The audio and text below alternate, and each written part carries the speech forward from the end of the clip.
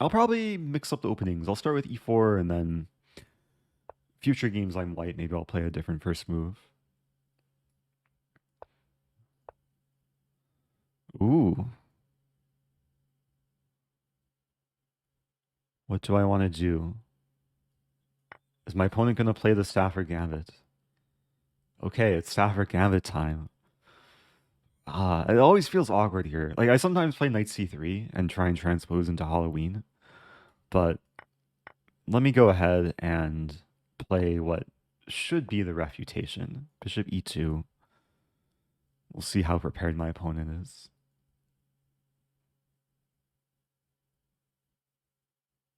Yeah, there's a small chance my opponent is watching the stream. So there's a few moves. Yeah, h5 is a move I like to play. Nice work, Eric. Preparing this. As always, no mercy. Thank you, Actress. So bishop b6. Yeah, this is a move I used to play. The idea is to prevent d4 because of knight takes e4. But now h3. And it's hard for black to really achieve much.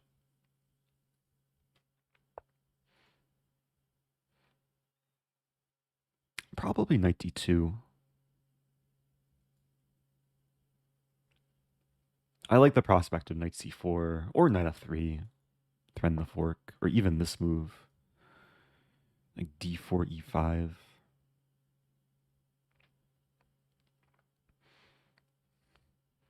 So some choices here. I think I'll play this, threatening this.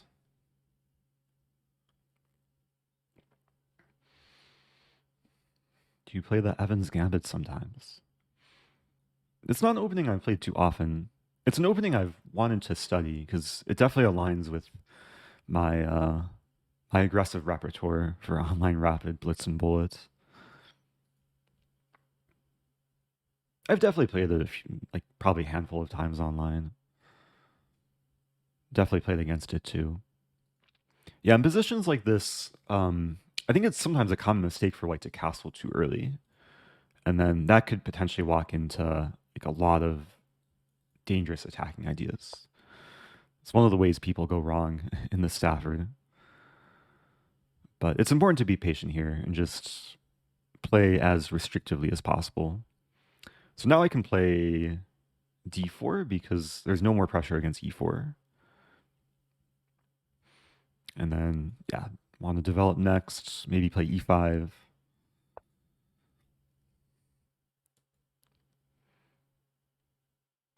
Bishop e3 looks pleasant.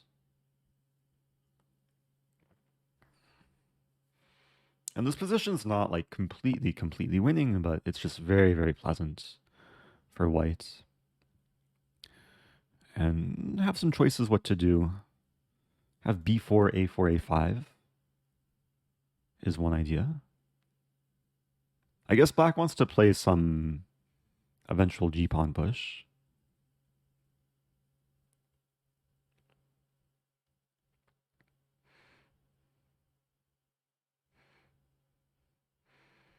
Which I probably shouldn't be too afraid of, but yeah, I do have to figure out what to do here.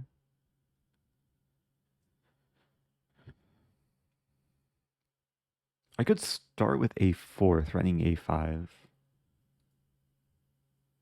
Yeah, let's do that. Let's see what black does in response. Because there's a6 or a5. a6 might allow for like the eventual b5 break. And a5, I'm wondering if it makes sense to go back.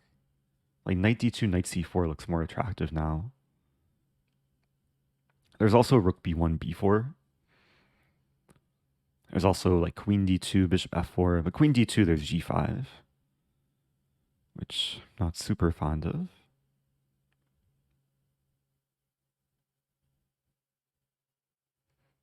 Yeah, I think I'll just go back. It feels like I've lost two tempi moving back and forth. But the knight served its purpose. It made black retreat. And now I'm looking to simplify a little bit. Try and get rid of one of black's bishops. Oh, there's a question, why knight f3 over d4? I think it was because the pawn was hanging. Oh, in this position. Yeah, the pawn wasn't hanging. I guess if I play d4, then the knight's a bit tied down. But I would be threatening this. So maybe it would lead to some similar type of position. Yeah, sometimes in these positions, there's multiple like good ideas. And it's just about choosing one that's the most logical. Not overthinking things. So knight c4, take, take. I'll have the bishop pair. Getting rid of... Most likely, black will take. Maybe queen e7, also a possible move. I don't know where I got these quack. Do bits just randomly appear in people's Twitch accounts? Usually you pay for them. Like they're one way to support the streamer. I think there used to be a case where you could like watch ads and get bits. Not sure if that's still a thing though. Okay, so taking is a move. Black is threatening to take, take, and take. So yeah, let's start with taking. And then probably queen c2.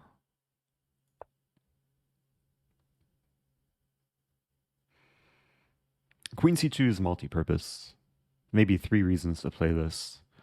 I get off the d file, so I want to discourage c5. I reinforce e4, which could be a target. And maybe I prepare to queenside castle. But maybe not.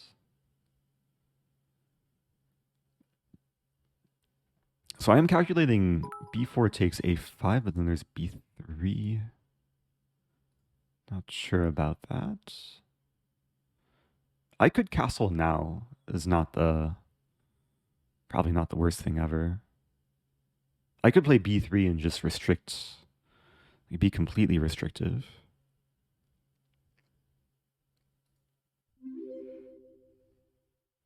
In Rosen, let's go. I do have to go. My time's ticking. But I'll also try and stay here.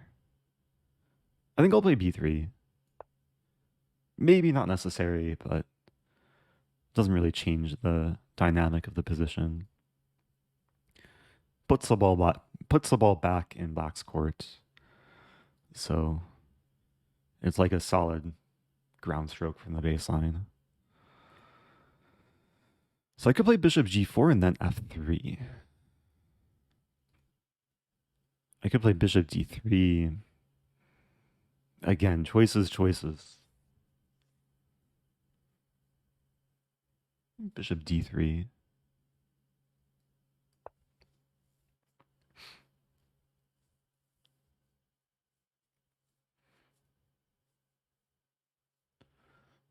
So from black's perspective, like these are the pawn breaks to always keep in mind. I guess f5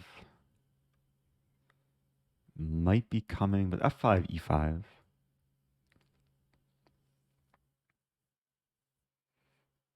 Yeah, thank you, Kakaw. Thank you, Cheese Drake Quactory. That's a great name. Ooh. It's a slightly scary move. Have to play this. Yeah, now I really want to get my king to safety. I'm not enjoying this pin. I think it's still fine, though. Like f5, I can play e5 still. And this is turning into a blitz game. Time's about level. Oh, your name would not have happened without the Duck Chess videos. Well, you're welcome. Okay, so time to castle.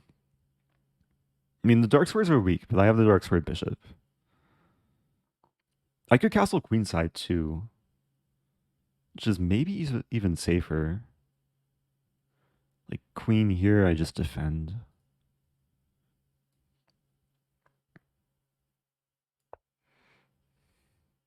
Yeah, so far it's been a pretty classic strategy against the Stafford Gambit. Also, thank you, Adornian, gifting 10. That's so kind. Really appreciate that. If you were gifted a sub, say thank you to Adornian. Can use the emotes too. What was I saying?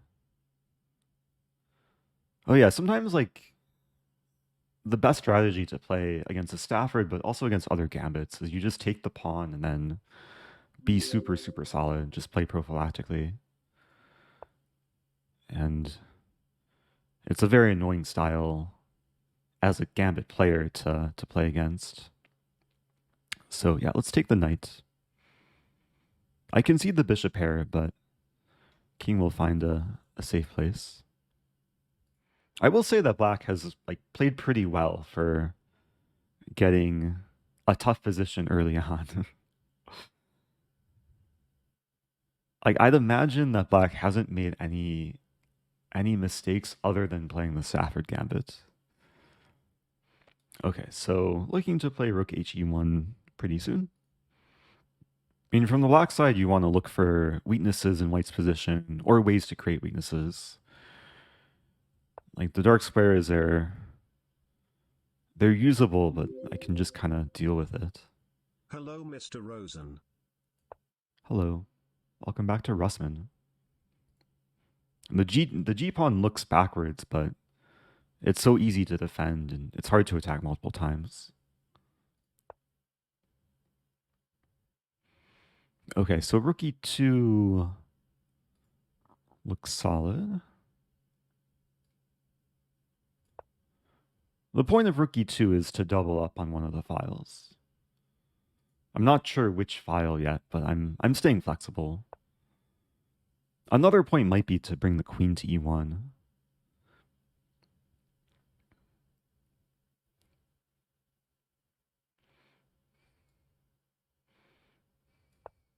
Or maybe to e3. So this is nice having having the pawn over defended, so the queen's no longer tied down. Okay, I'll play queen e3, setting up some potential discover check. And now queen f2. Now black either has to allow the queen trade or retreat, and then maybe I keep expanding. Oh, forgot that was a move. Wait, do I have... If I play e5, there's takes and bishop defend, or bishop gets defended. Let's move back. Opponent offers a draw. I think now I can play f4 and then basically force a queen trade.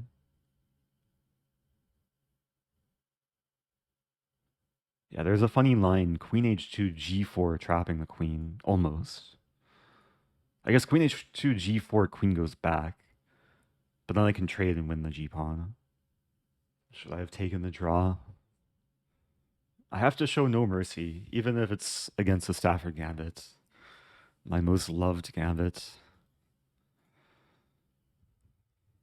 Okay, time is good, position's good. Yeah, so far it's been very gradual, like just super solid, like gradually trading and simplifying. So now f5 would be a blunder because bishop takes f5. Let's not do that. e5 is interesting. I think I'd like to start with king c2. Like I'm in no rush. f5 would still be a blunder. So yeah, let's get all the firepower behind the e-pawn.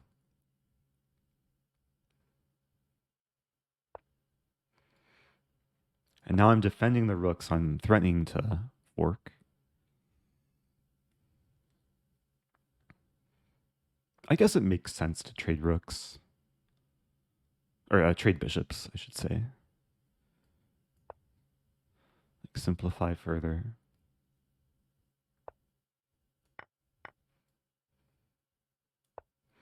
And now the plan is to play f5, rook f4. Go after this pawn. Defend e4 with the king. And the rook can probably find a square on g4 if necessary. b5 is one attempt, but I think I'll just ignore it.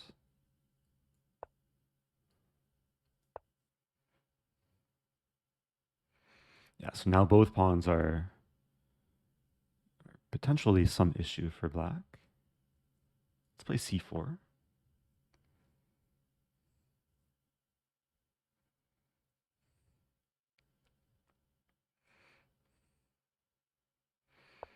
I've not lost a single pawn yet.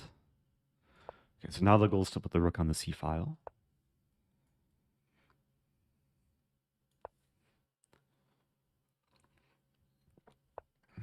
Ooh. Opponent has 6 seconds left. I still want to be like precise. I think I'll play this and then rook f4.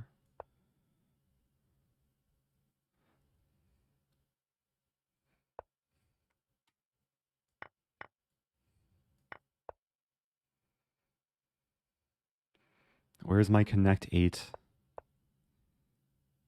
Oh, where's my pawn mate?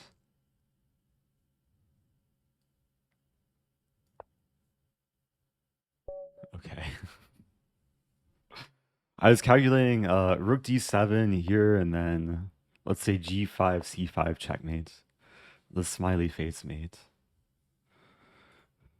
Anyway, that's how to refute the Stafford Gambit. As much pain as it brings me, it also brings me some joy. At least when I play the white side.